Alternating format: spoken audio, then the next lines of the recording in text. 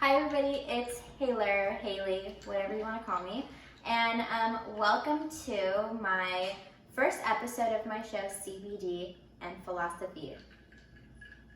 Sorry, let me put down my water. It's water in there, not like coffee or anything. So basically, let me explain my show.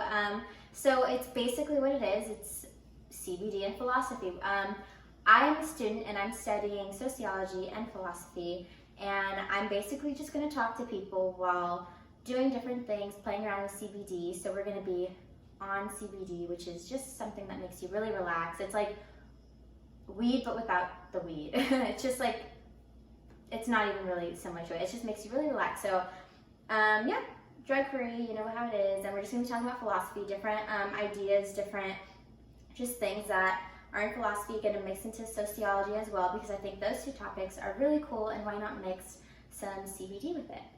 So yeah, I hope you guys like it. Don't forget to like and subscribe to my channel. Let me know if you guys have any other ideas, any other theories that I should talk about, and yeah. So today's guest, for today's guest, we have Mocha, and Mocha is an Instagram comedian, actor, or actress I should say, model. She does it all. Really cool. I try to do it all, you know. Yeah, so she's really cool. I'll link her Instagram below, or if I figure out how to edit it somewhere down here, then we'll do that. So yeah. So have you ever heard of somebody named Plato? Yep. Okay. So Plato, you already know, don't need to explain him. Have you ever heard of that? No, I know. I've heard of him. I don't know nothing about him. I just heard the name before. Okay. So yeah, he's a philosopher from a really long time ago, and he had this one really cool theory that's kind of basic. It's like intro to philosophy status. Oh yeah, this is my dog, everybody, Sully. You guys everybody meets Sully. He's not on CBD, so don't think he is. There's no animal cruelty here. Do not call PETA. No, and we did our CBD doing off camera, because we didn't want to like show you guys how we do it. It's a little private right now, so just ignore that. But we are also, I don't know. I'm not like big on it. It scares the shit out of me. So we have to do it real light, because y'all would have been laughing at me, talking about, ooh, why she do it like that? Because I don't know what I'm doing.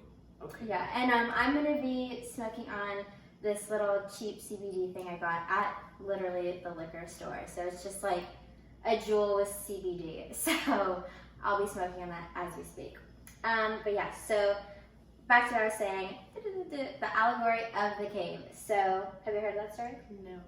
So it's a really cool story, and again, for everybody watching, forgive me if I say something that's maybe a little bit off, because I'm still a student, but I'm pretty sure I have the story nailed down. And so let me just explain it. So basically, a long time ago, there was 3 people that were like chained up in a cave, and they were I was like, ooh, sound like slavery. I'm not a fan. Continue though. Okay, so they were chained up in a cave, and the only source of light that they had was fire, and they were facing the wall, so they couldn't really see what was going on behind them. They couldn't turn around. They were just kind of like trapped, and all they could see were like shadows, right?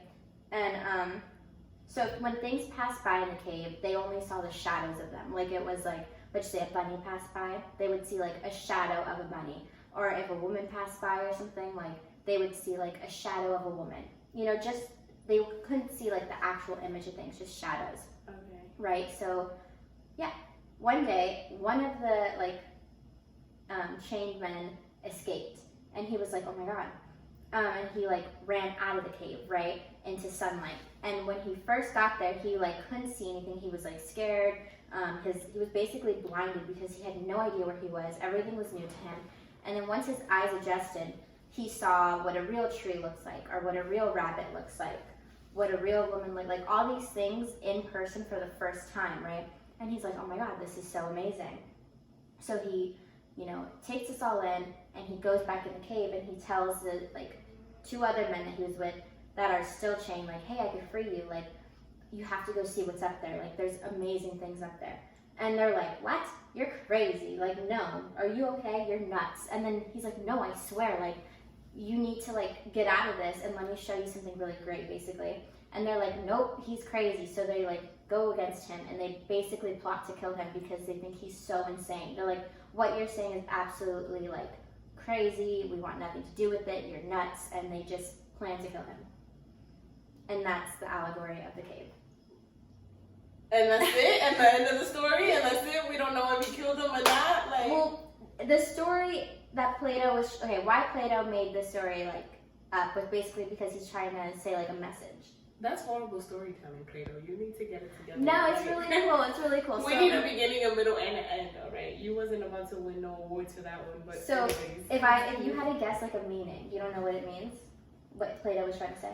Okay, let's see. Yeah. I'm trying to get all deep with it.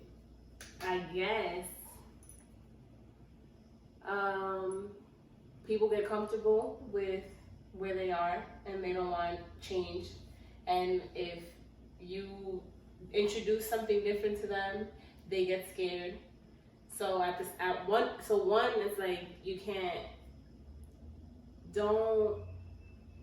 for the guy that escaped, I guess don't be afraid of change. And then for the ones that didn't escape, it's kind of like if these people don't want to take the journey with you, then you gotta let them go because you don't want them to hold you back or kill you. I'm guessing. No, that's pretty good. Okay. That's pretty good. So yeah, basically, there's all these ideas that we have and all these things that are like put in front of us, but like far enough to where we can't reach it, and we think all these crazy things about them. We either think that they're really good or they're really great, but once we experience them, it's totally different than what we thought. So for these people in the cave, all they saw were shadows. But once he experienced the real thing, he's like, oh my God, it's so much different. Like a bunny looks totally different than like the shadow, right? Like there's details, there's like depth to it. And yeah, so it's like, or people just get really comfortable and they don't want to expand. Like look at people that you maybe went to high school with, right? Like some of them are so used to their ways, they're like stuck in high school. Like high school was their peak, right? So they like are still partying, they're still drinking, they're still like with the same, like dating around the same people that they went to high school with, like in the same hometown. Like they're so comfortable with staying there. And when you tell them like, no, you should move and explore your like your options, like there's a whole world out there, they're like, nope, I like it right here. But they don't know what they like because they've never experienced anything else. I just had that conversation with somebody because I just felt like she was dating somebody and it was like, this person that you were dating is comfortable with mediocrity, and it's just like they're comfortable with that because they don't know anything else, one, and they don't want to put in the work that it would take to get to something else. And you, by being with that person, get kind of sucked into it and pulled into it and stuck just because you're trying because you want all of these other things, but you also don't want to hurt this person that you're with, so then you kind of get pulled into their ways when you should be doing something else different. That happens all the time. It's crazy. It's absolutely nuts. Like, I don't really talk to anybody I went to high school with anymore because it's just like I live totally across the country. And it's like, I see what they're doing and they're doing the same things. Or they're dating the same people that they went to high school with, which is totally fine. But it's like toxic relationships. Like they do drugs, like they drink every week and they don't do anything. They have like, it's like if you're gonna do all of that stuff, sure, go ahead, but at least do something else too. Like be like productive, right? Yeah, like do something. Get stuck in your habits. Pick like one day out of the week when you want to be ain't shit.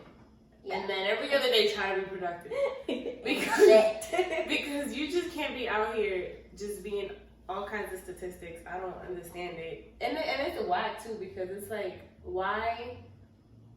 I mean, I don't know for like most people, but I know that like with my family, everybody kind of like, the fact that they came to the US is like a big deal. Mm-hmm. It's like, ooh, we made it because we here, boom. So here I am, born here. What I look like being okay with just being here. Like, hey, how about I take the time to do something better being here, being born here, being able to like go to school for free, because first of all, financial aid is lit. Y'all was playing with me. Y'all was trying to like keep me out of school my last year, but y'all didn't. It's okay, y'all not gonna keep me down. But yeah, like we opportunities, and people don't take it just because they're like, why do I want to do that? It's like, yeah. I'm okay here. Why would I have to do anything else? And it's like, do it just so that you say that you did it. At least so you have a story to tell. Even if you fail, like, let me tell you about this one time that I thought I was gonna do A, B, C, and D. Yeah, and also too, like, let's just say you could do A, B, C, and D, but you're too scared because there's so many risks to do it. Then it's like you don't end up doing it, and you'll never know if what you were gonna do, if A, B, C, and D were good. One of those things could have worked perfectly for you, but the fact that you didn't do it, you missed it. You missed every shot. You don't take. Yes, girl. I know that one. I know that one. Mm-hmm. And another thing too that I think that the whole allegory of the cave relates to is like religion too. Like, how many times are people raised in a religion that's so not all religions, so don't come for me. That is like like, first of all, we're not talking about none of y'all in particular. We're talking about, we're just saying in general, some of y'all be out here falling. The words I'm about to say, you guys watching will all think of your own religion that you feel this way about, right? So there's certain religions out there that are super restricting, and they hold people so accountable to so many things, and it's like, if you do this thing, then you're going to be punished, you're going to be damned to hell, or wherever it is you think you're going to go, you're going to dishonor your whole family.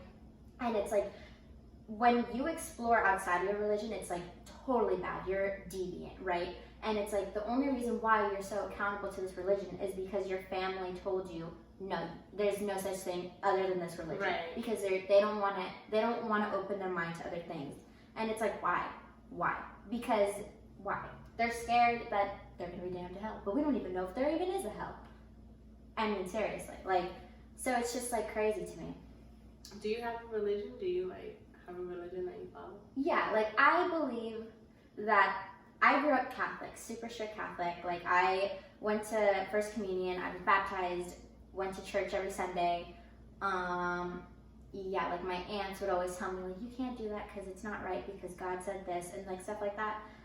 Which is fine. I'm glad I had that kind of like restriction because it, you know, stopped me. There's a reason why you weren't 16 and pregnant. I hear you, sis. Yeah. I hear you. No shame to y'all, but I'm just saying, y'all. There's just a lot of things that I couldn't do it. I couldn't do it, and I'm so grateful because my mama would have beat my ass. But I think now that I am able to have my own kind of my own type of thoughts, I guess I'm not really like bound to whatever my parents think or my family think, that I believe that there is a God for sure. There's somebody up there that is watching us, is there for us, and I feel like I don't want to just believe that when I die there's nothing. Like, I like having the feeling that, oh, when I die, at least I'll be with somebody. I be saying that too. Yeah. I be saying life is too hard to be going through it by yourself, just thinking that all this is happening because it's happening. It's so comforting to be like, you know what, God put me in this. Like, it's nice to have like a person to put things on. Like, I'm going through this because God said I have to do it. But another thing too that like contradicts a lot of like why I don't really consider myself a specific religion is because I believe in like things like law of attraction, destiny. Like, I believe that there's no God that's really creating a plan for me. I feel like I create my plan and God will be like, okay, well, I could see you're doing this, maybe I'll throw these things out there. And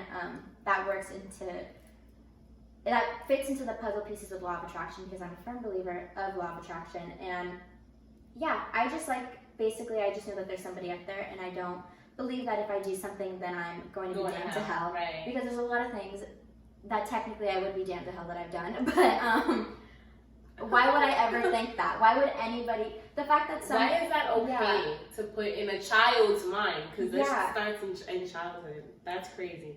But you want to know something? I've come to the realization that it's like, I believe in God. I don't necessarily believe in the Bible because I don't care what nobody tells me. The Bible is coming from a publishing company where people are making bajillions of dollars. That's so true. Off of that. And it's like, we don't even, who wrote this? Like, you know, we don't know. Exactly. You know? Exactly. You guys want to hear a crazy story that one of my friends, his name is Malcolm Comedy. I'll at him on here. I don't know if he ever is going to watch this, but he did say this. These are his words. But he told me that this crazy thing that was like, okay, what if one day we all go extinct, right? let's just say we all go extinct, vanished, right? Oh, he was high as hell when he was coming up with this. Okay. Yeah, it's really cool. It's really, Okay.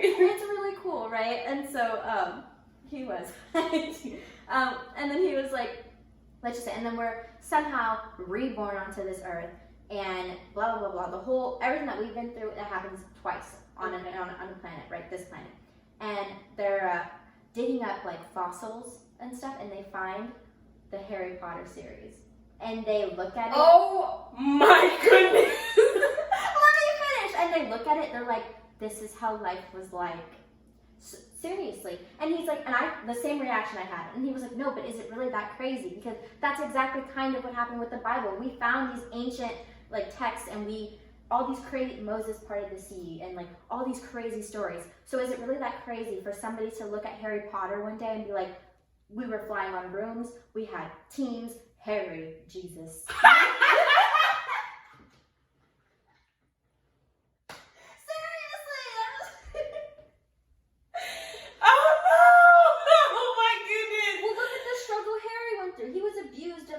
Locked inside like a closet.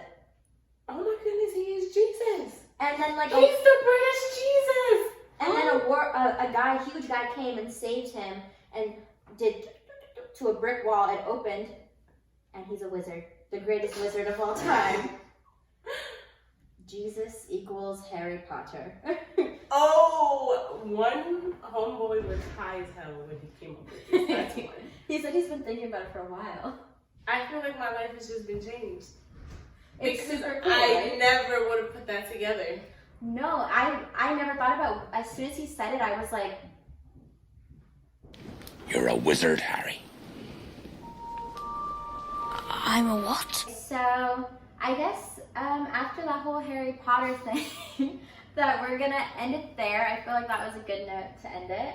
That was a good first episode. That was a real good I hope you first guys, topic. I hope you guys liked it.